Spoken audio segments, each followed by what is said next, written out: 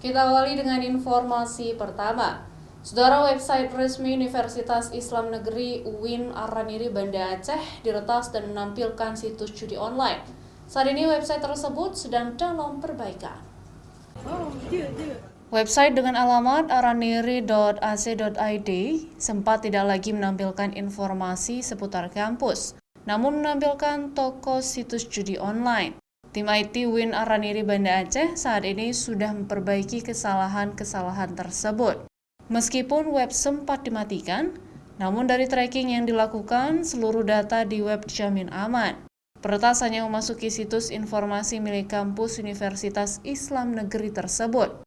Meskipun di mesin pencarian masih ada yang menampilkan situs judi online di halaman web universitas, sebagian besar sudah dihapus dan berhasil ditangani, serta tidak ada kerugian yang berarti. Sudah menghapus semua folder yang memang menyebabkan hal itu terjadi, dan saat ini website itu pengelolaannya sudah kita berhasil bersihkan dan kita kuasai kembali.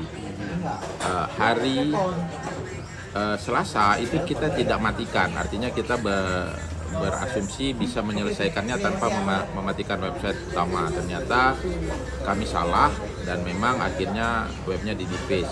Kemarin sempat kita mematikan web tersebut sembari kami membersihkan yang memang folder-folder atau file yang berhasil dimasukkan oleh si pengganggu atau hacker tersebut. Saat ini website sudah normal kembali.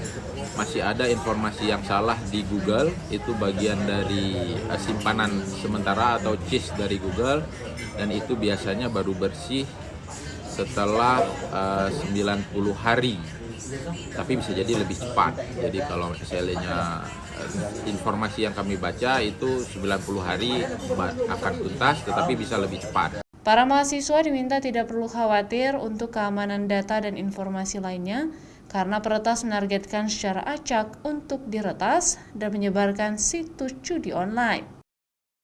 Syahril, Kompas TV, Banda Aceh.